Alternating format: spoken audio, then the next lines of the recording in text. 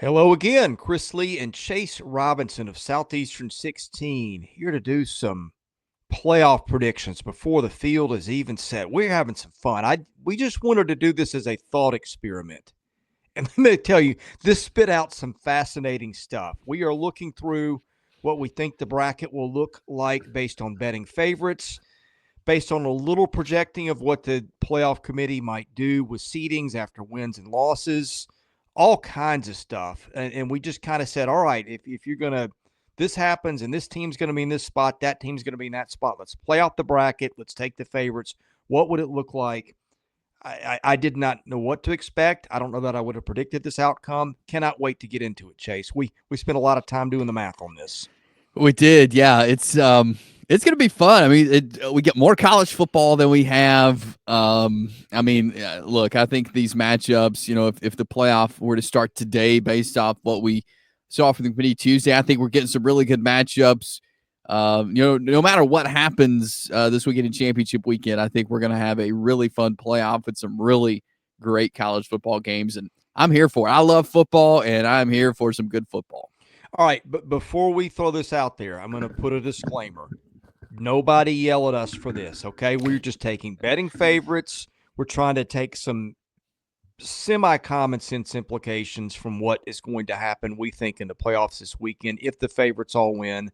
Will it play out that way? Probably not. But again, a thought exercise just to see what it would look like. We're going to start with projecting championship weekend based on the favorites at BetOnline all winning out. Chase, I'll have you pull that graphic up so the folks can see it. While we're doing that, I'll remind people BetOnline continues to be the world's most trusted betting platform and your number one source for online betting. From the earliest odds to in-game live betting, BetOnline provides you with all the action and the ability to watch the games as they happen with the largest selection of odds on everything from football, the NBA, college basketball, NHL to UFC. Head to BetOnline today. Get in. Don't forget to use promo code BELIEVE, that is BLEAV, for your welcome bonus on your first deposit. BetOnline. The game starts here. All right, Chase, games this weekend. BetOnline favors Texas by 2.5 over Georgia. SMU by 2 over Clemson.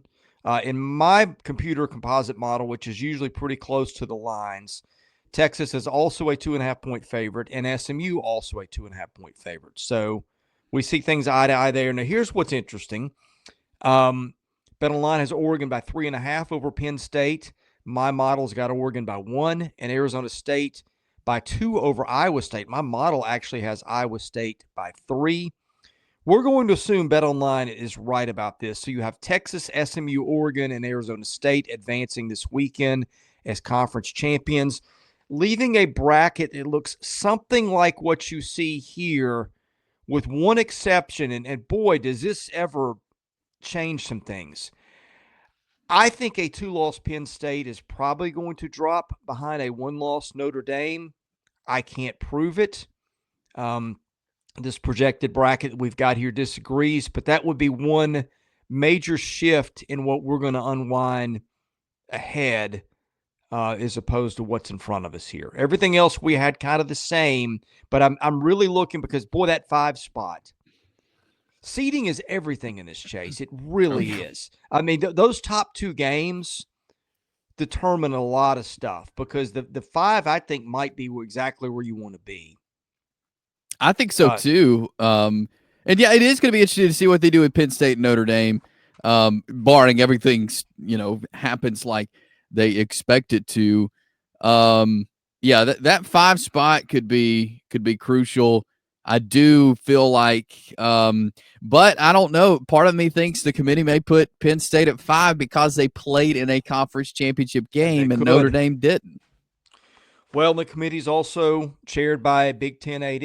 And as we know, for better or worse, the committee has loved itself some Big Ten since this came out. So for fun, we put Notre Dame at the 5 spot. Well, not for fun. I just my gut feeling is those are 2 similar teams. One's got 1 loss, one's got 2. Neither played one of the absolute toughest schedules in the league, like our friends in the SEC played. Not bad schedules, but not great either. So, look, playing along, if we have Notre Dame at the 5 over Arizona State, Notre Dame is about a 17-point favorite, according to the model I put together, if the power rankings don't change between now and then. So, Notre Dame would be a massive favorite at home over Arizona State. Now, if it's Penn State, Arizona State, Penn State's also going to be a large favorite. That's probably going to be more along the lines of, BetOnline has it about 13. 13 and a half. Yes, what okay, so we're close on that. Either way, my goodness. The 5 I think is where you want to be because spoiler alert, whoever wins that game, unless it is Arizona State, is going to be a big favorite the next week against Boise also. Yeah, and again, we said that you want to be in that 5 spot. I mean, that's a good way to get to the semifinals is being number 5 because of who you get to play. Not to take too much away from those teams, but most likely, again, they'll be big favorites. All right, moving down the bracket, we've got Tennessee going to Ohio State, as does this. BetOnline had what Ohio State is about a 7.5-point favorite, I believe. Yes, 7.5. And my model had that as Ohio State by 7. So very close there. Next one down, if you pull the bracket back up, if you don't mind. Alabama, and we've got this as Penn State. If it is Alabama at Penn State, I think allowing 2.5 points for home field, I think Alabama is about a 1-point favorite, maybe even a half point, according to power rankings. Now, I don't know odds makers what they're going to do there. If it is Notre Dame instead, then that line would be, gosh, there's not even a half point between the two teams. But that'll be on the road, so Notre Dame would be at about a field goal favorite in that one, Chase. Yeah, BetOnline has them at 3. I could see that, sticking with that. That'll be something to have Alabama go to Notre Dame. What a helmet matchup there. Now, Indiana, Georgia, BetOnline had Georgia by 12, I think we said. Yes, Georgia by 12. My computer model has got Georgia by 8. Let me make sure that's right. That may not have accounted for home field. No, it did. It did. They've only got about a 4.5-point difference on a neutral field between those two teams. I'm not sure I buy that. But again, we just said we're going to see what it spits out and kind of go with it. So what you would have here, you would have either Penn State or Boise State or Notre Dame heading to play Boise State in the quarters. You would have Ohio State advancing as if favorites went out by beating Tennessee. You would have Alabama as a slight favorite over Penn State. And again, we're going to put Penn State here in this game instead of Notre Dame. And then you would have Georgia handling Indiana and going, who knew, a rematch against Texas for the third time. So that got a chuckle between the two of us as we were unpacking this. So here's what you would have in that scenario.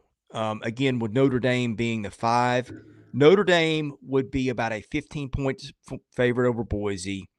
Ohio State would be actually the favorite over Oregon by about a field goal, according to this. Now, you saw a discrepancy.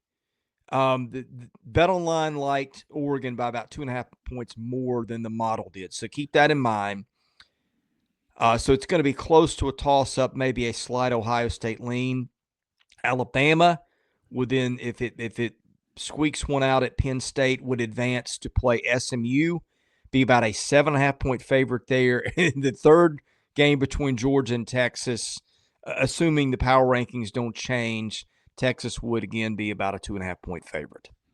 Wow. So that would then set up, again, some really interesting matchups. Yeah. Where we would see an Alabama, Texas, which I think would be cool. Another SEC game in an SEC semifinal. And Ohio State, Notre Dame. Yeah, this could set up for some really good matchups.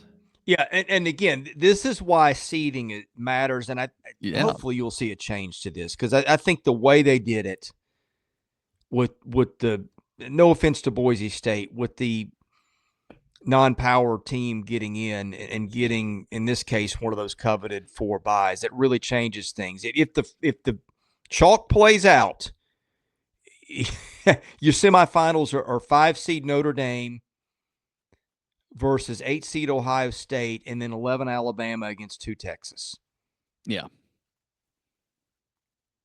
And that's if Notre Dame is the 5 and Penn State's the 6.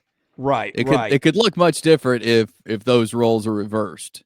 And then the lines, I think you're looking at Ohio State by 1, according to this, and Texas by about 1.5 over Alabama. The power rankings love Alabama a lot more than the bracket guys do right now. So again, just saying. So that's it. So then you'd have that in the match in the title, and that is as close to a pick 'em as you can get. My model's got Ohio State favored by 1/10 of a point. Wow. So how about that? Your number Wow. 8 seed would be the betting favorite to win this if the model is close to being right. Wow. Yeah. Within wild. 11 and within 11 in the quarterfinals. So and again, Yeah. to all of the people that want to hate on the SEC, this is just what the predictive models spit out, and that tells you a lot about the strength of the SEC too. That Alabama would go in as an 11, squeak in. And by the way, one more assumption we didn't unpack is that SMU would drop below Alabama Yeah. in this scenario. Now, maybe if it's a close loss, you would have SMU in that game instead if Clemson wins. Right. And then we change this whole thing because you're putting Clemson in there. But, hey, that's what we signed up for, all the fun. Now, I've got some issues with the way the format was put together and some of the seeding. I think you need to forget the buys for champions. Just give me the top 4 teams and let's go from there. And that changes things a lot. But to me, the 2 things that really stand out is that Boise's a 4. I think I'd rather have that 5 spot than anything. And boy, the difference between 8 and 9 is big. Yeah. Because it's the difference between you go on the road or you don't. Yeah. It is, and and maybe they will correct some of this as far as the seeding and the buys, and once they see this year play out, because I agree. Like, give it the best 4 teams, conference champs or not. Like, I think that's how it should be to make more competitive games, more competitive football. I think that's how it should be. Because as you look at it, like you said, that number 5 spot is, man, you're looking good if you're number 5. If you were just seeding these by power rankings, forget conference champions, here would be your seeds 1 to 12 in order. Ohio State, Texas, Notre Dame, Alabama, Georgia, Ole Miss, Oregon, Tennessee, Penn State, Indiana, Miami, SMU is your 12. So all the same teams except for Miami and Ole Miss are in there, which neither are going to make it based on basically what the committee has told us. You throw Boise in, that would knock Miami out, and we'll just leave SMU in since it's in the championship game. So that's where your change would be. Interesting. Yeah. And who would be in for Ole Miss? Or let's see. Well, Boise knocks Ole Miss out. So that's how different it would look just if you power rated them and seeded them from there. That is interesting, and that would. Which that I'm would not change. saying, by the way. I'm not endorsing that necessarily as the way you do it. Yeah. I'm just saying that's what it spits out. Yeah, that would change a lot when it comes to kind of how the thing would play out. That's for sure. Yeah, I mean the big implication to me as we go through this is you've got to have a change in those top 4 buys next year. Yeah, I think so, and I hope they see that because I hope we get that. We need that for college football's sake. I think. And for Pete's sake, please tell us what your strength of schedule formulas are. Yeah. I think a lot of people would like to know that. So I didn't mean to cut you off. Any parting thoughts here, Chase? I think we're going to see some good matchups, no matter who's in. I think we will. We'll see competitive football for those of us who love football. This is, I'm excited to see these. Is it great how they've gone about getting there? Probably not. Are we going to see the best 12 teams? Probably not. But we're going to get some more football, and this is how the committee, agree with it or not. Unfortunately, we're not on the committee, and so there's going to be a lot of controversy and everything. But I think we'll see good football regardless. And the chances it plays out like anything we just drew up are near zero. Oh yeah, there's going to be chaos. There's going to be it always is. That's why I love college football. We're here for chaos. We'll do a wrap up after the SEC title game between Texas and Georgia is concluded. Probably be doing that about the time the game ends. So hope you'll sign up for that. That's free to subscribe. You can enable notifications so you know when we do stuff. And again, in case people didn't hear it the first time, these are not our predictions. These are not our endorsements. This is just, let's see what the power rankings say, what the odds makers say. Let's let the chalk play out and see the result it produces. And to me, it was fascinating. I don't know that I could have, in a blind guess, drawn it up like that, or even trying to predict it out. But that's what it said. And to me, it's fascinating, and it also shows you maybe where some of the holes in the process are. All right, we're looking forward to Championship Saturday. Hope you'll join us in. For Chase Robinson, I'm Chris Lee. You've been watching Southeastern 16, presented by BetOnline.